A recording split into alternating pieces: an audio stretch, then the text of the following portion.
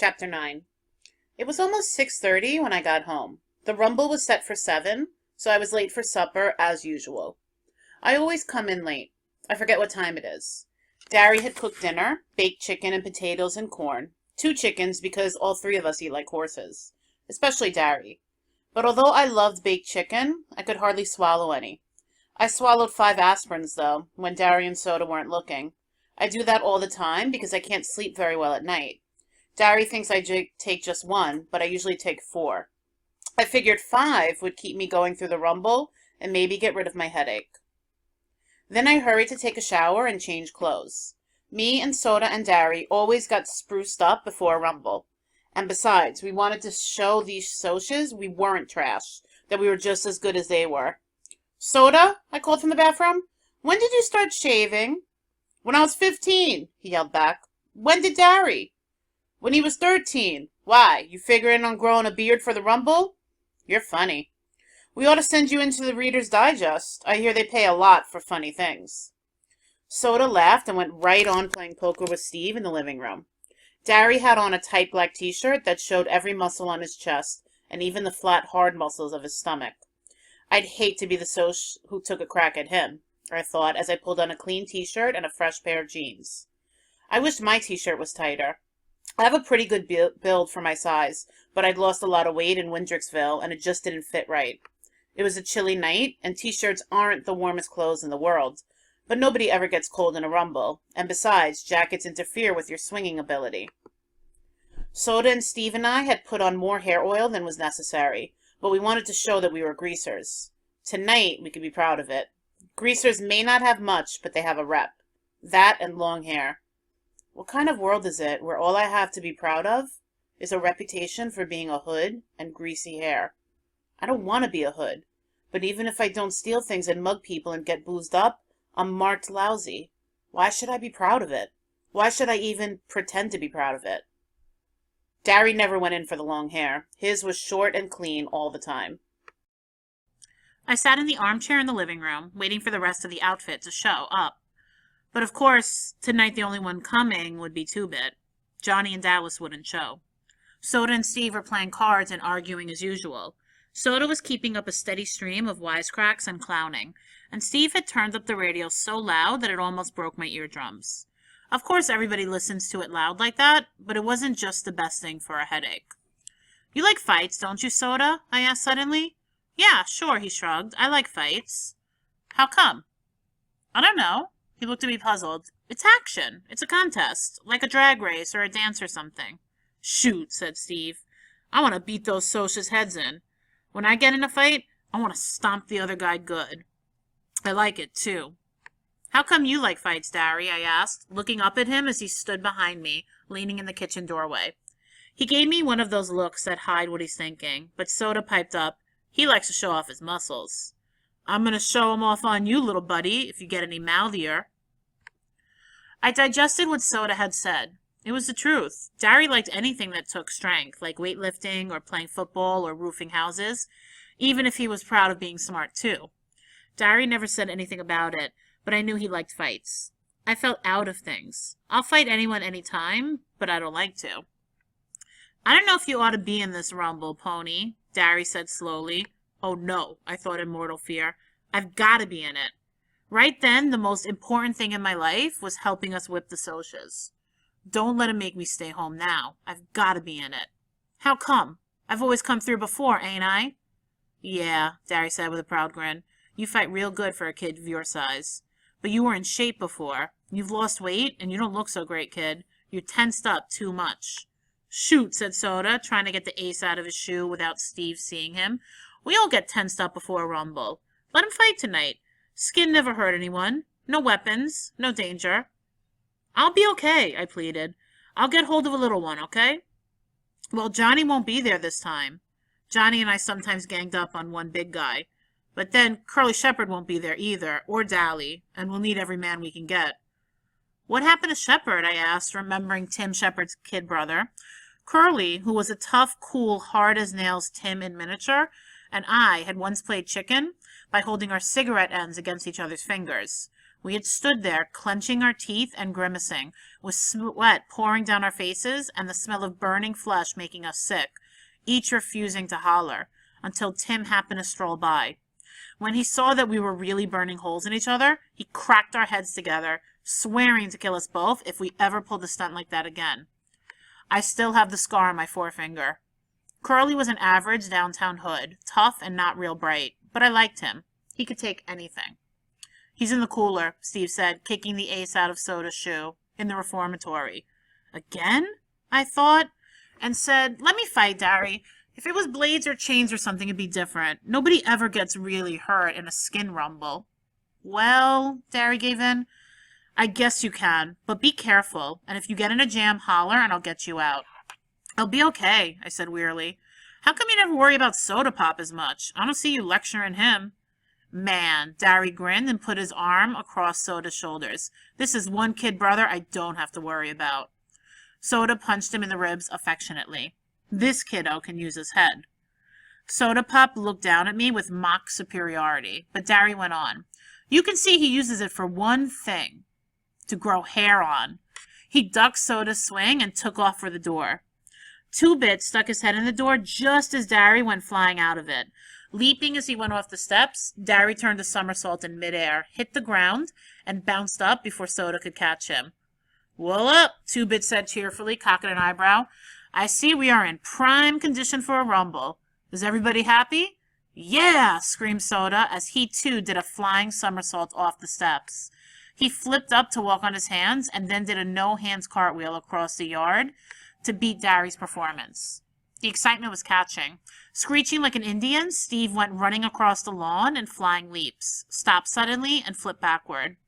We could all do acrobatics because Darry had taken a course at the Y and then spent a whole summer teaching us everything he'd learned on the grounds that it might come in handy in a fight. It did. But it also got Two-Bit and Soda jailed once. They were doing mid-air flips down a downtown sidewalk, walking on their hands and otherwise disturbing the public and the police. Leave it to those two to pull something like that. With a happy whoop, I did a no-hands cartwheel off the porch steps, hit the ground, and rolled to my feet. Two-Bit followed me in a similar manner. I am a greaser, Soda Pop chanted. I am a JD and a hood. I blacken the name of our fair city. I beat up people. I rob gas stations. I am a menace to society. Man, do I have fun. Greaser, greaser, greaser, Steve sing-songed. Oh, victim of environment. Underprivileged, rotten, no count hood. Juvenile delinquent, you're no good, Darry shouted. Get thee hence, white trash, Two-Bit said in a snobbish voice. I am a Soc. I am the privileged and the well-dressed. I throw beer blasts, drive fancy cars, break windows at fancy parties. And what do you do for fun? I inquired in a serious, odd voice. I jump greasers, Two-Bit screamed and did a cartwheel. We settled down as we walked to the lot. Two-Bit was the only one wearing a jacket. He had a couple of cans of beer stuffed in it. He always gets high before a rumble. Before anything else, too, come to think of it. I shook my head. I'd hate to see the day when I had to get my nerve from a can. I'd tried drinking once before. The stuff tasted awful. I got sick, had a headache, and when Darry found out, he grounded me for 2 weeks. But that was the last time I'd ever drink. I'd seen too much of what drinking did for you at Johnny's house. Hey, Two-Bit, I said, deciding to complete my survey. How come you like to fight? He looked at me as if I was off my nut. Shoot, everybody fights. If everybody jumped in the Arkansas River, old Two-Bit would be right on their heels. I had it then. Soda fought for fun, Steve for hatred, Darry for pride, and Two-Bit for conformity. Why do I fight, I thought, and couldn't think of any real good reason. There isn't any real good reason for fighting, except self-defense. Listen, Soda, you and Ponyboy, Darry said as we strolled down the street, if the Fuzz show, you two beat it out of there. The rest of us can only get jailed. You two can get sent to a boys' home. Nobody in this neighborhood's going to call the Fuzz, Steve said grimly. They'd know what happened if they did. All the same, you two blow at the first sign of trouble. You hear me?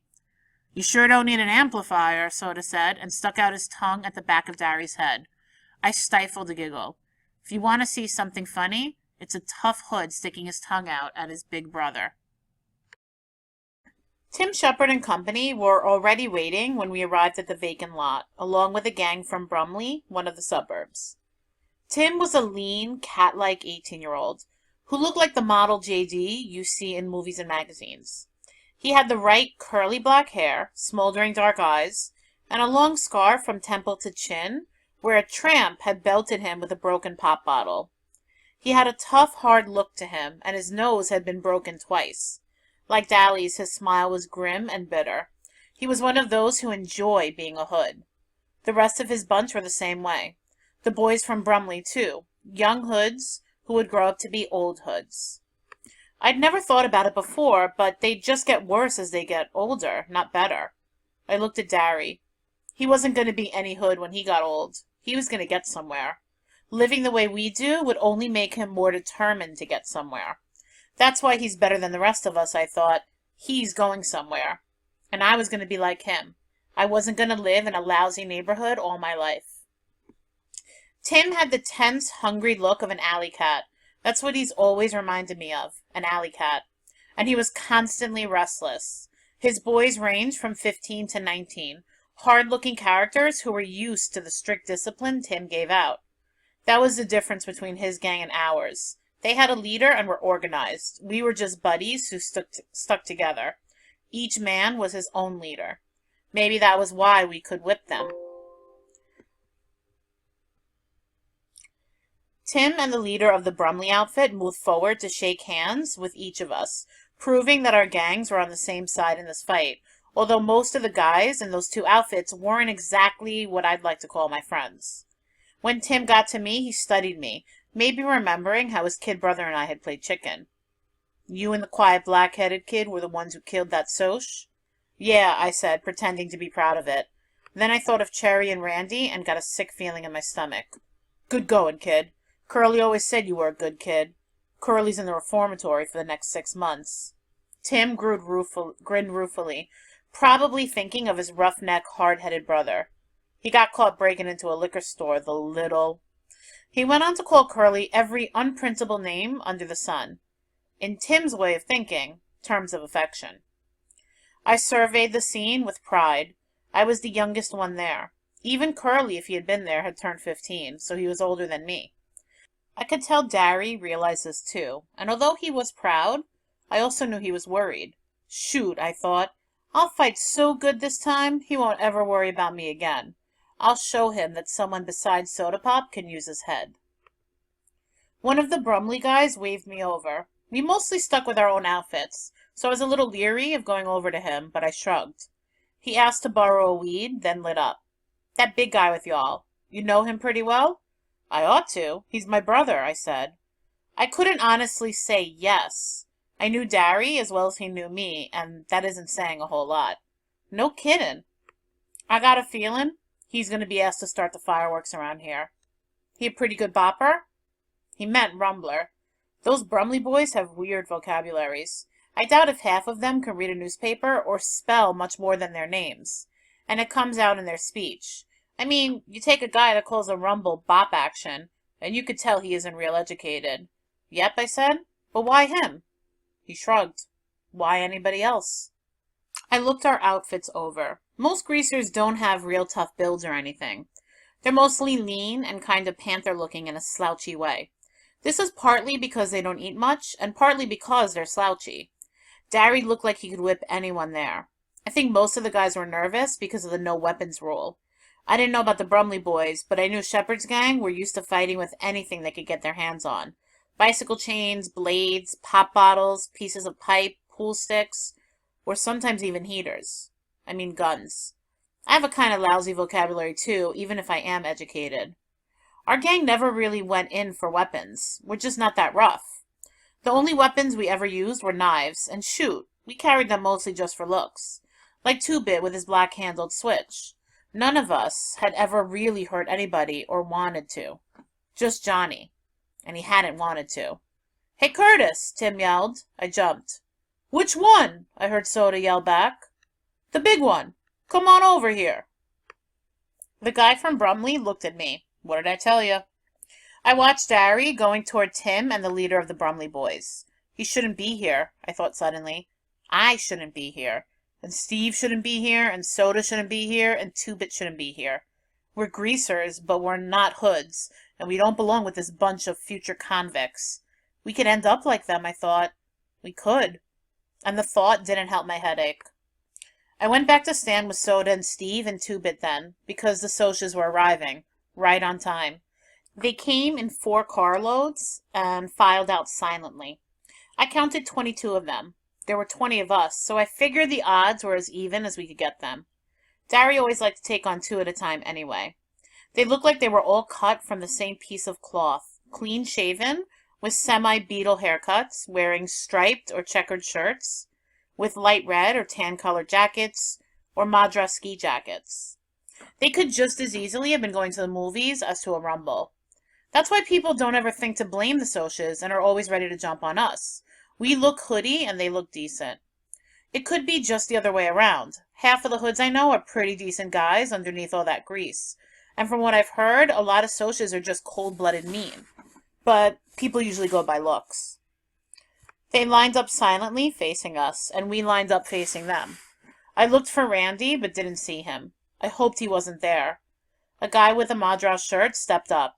Let's get the rules straight. Nothing but our fists, and the first to run lose, right? Tim flipped away his beer can.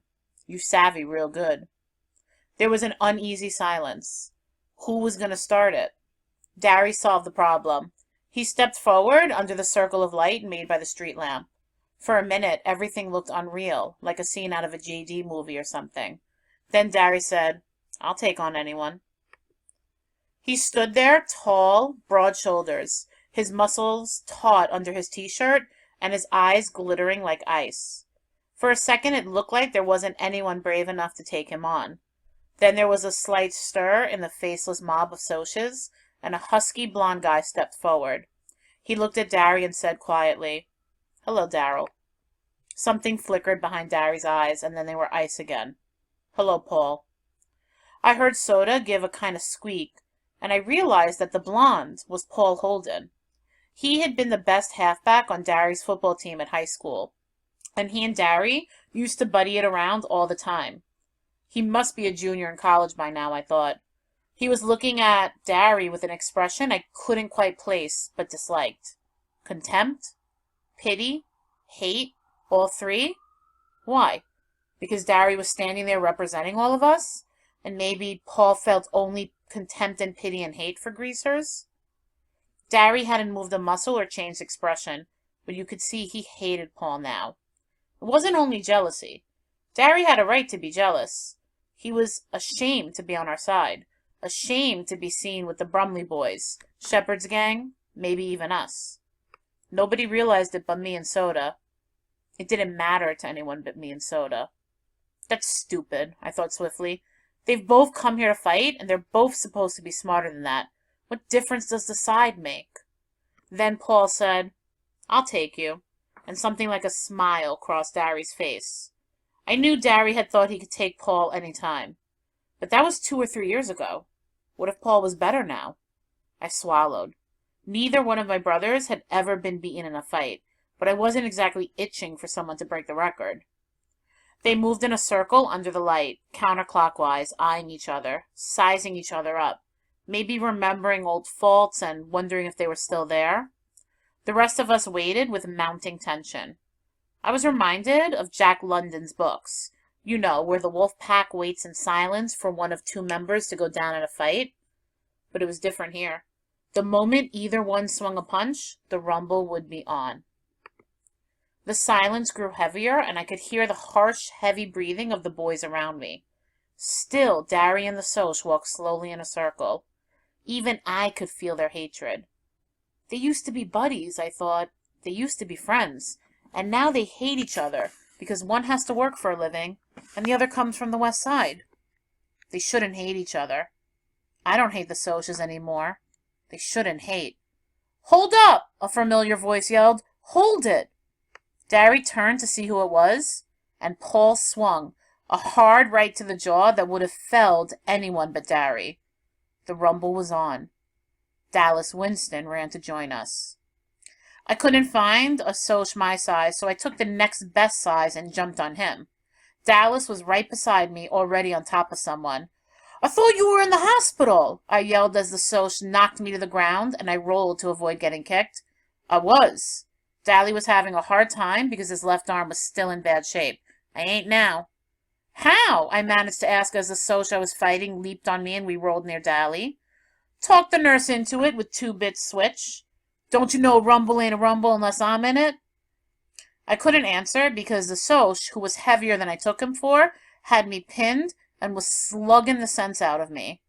I thought dizzily that he was going to knock some of my teeth loose or break my nose or something, and I knew I didn't have a chance. But Darry was keeping an eye out for me. He caught that guy by the shoulder and half lifted him up before knocking him 3 feet with a sledgehammer blow. I decided it would be fair for me to help Darry since he could use only one arm.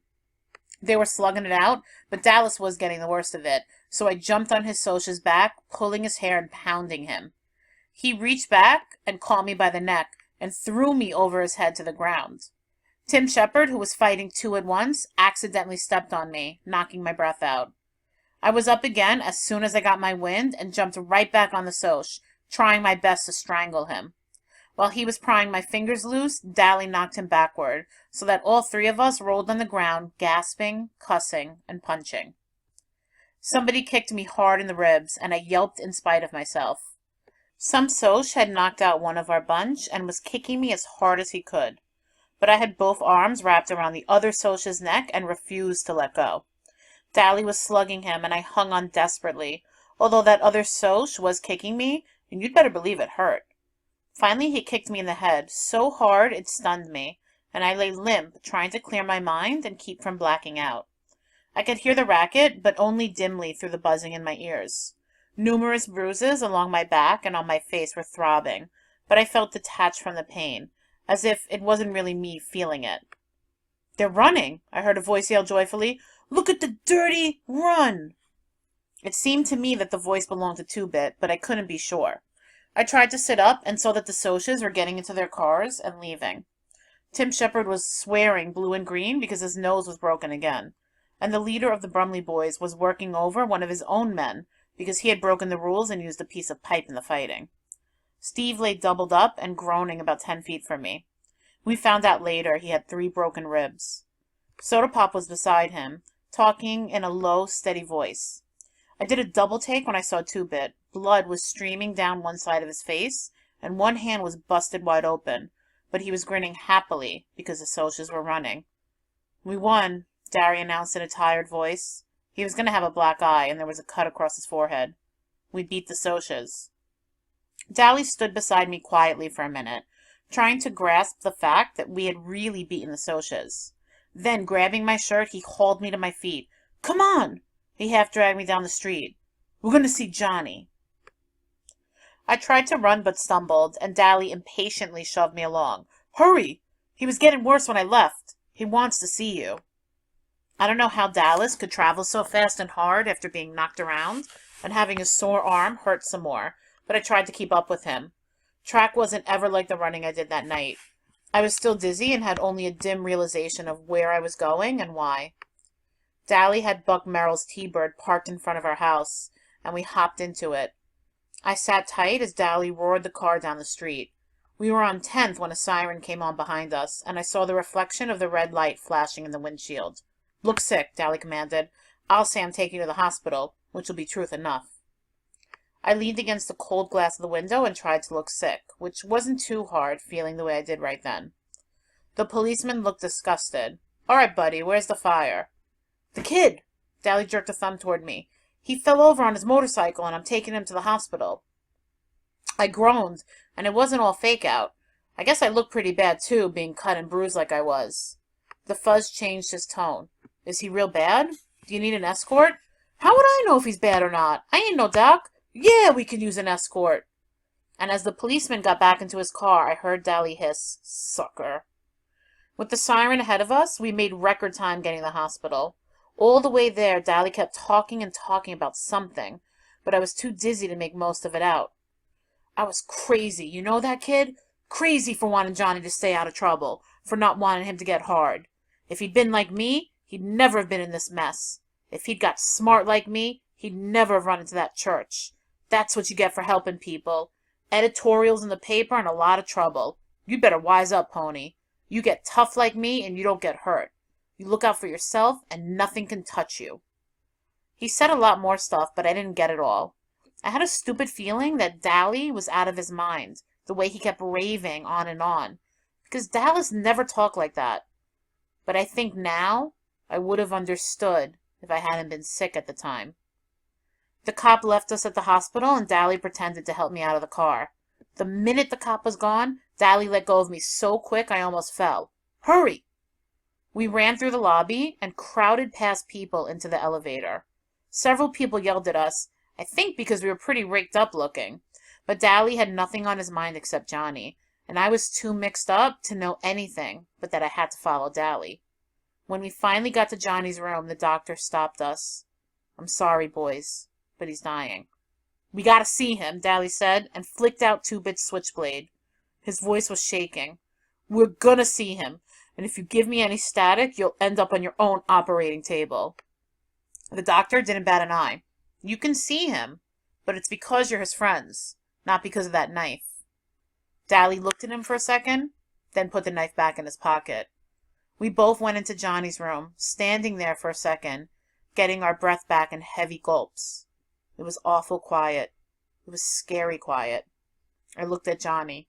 He was very still, and for a moment I thought in agony, he's dead already. We're too late. Darry swallowed, wiping the sweat off his upper lip. Johnny Cake, he said in a hoarse voice. Johnny? Johnny stirred weakly, then opened his eyes. Hey, he managed softly. We won, Darry panted. We beat the Socs. We stomped them, chased them out of our territory. Johnny didn't even try to grin at him. Useless. Fighting's no good. He was awful white. Darry licked his lips nervously. They're still writing editorials about you in the paper, for being a hero and all. He was talking too fast and too calmly. Yeah, they're calling you a hero now, and heroizing all the gracers. We're all proud of you, buddy. Johnny's eyes glowed. Darry was proud of him. That was all Johnny had ever wanted. Pony boy? I barely heard him. I came closer and leaned over to hear what he was going to say. Stay gold, Pony boy. Stay gold. The pillow seemed to sink a little, and Johnny died. You read about people looking peacefully asleep when they're dead, but they don't. Johnny just looked dead, like a candle with the flame gone. I tried to say something, but I couldn't make a sound. Darry swallowed and reached over to push Johnny's hair back. Never could keep that hair back. That's what you get for trying to help people, you little punk. That's what you get. Whirling suddenly, he slammed back against the wall. His face contracted in agony, and sweat streamed down his face. Damn it, Johnny, he begged, slamming one fist against the wall, hammering it to make it obey his will. Oh, damn it, Johnny, don't die. Please don't die. He suddenly bolted through the door and down the hall.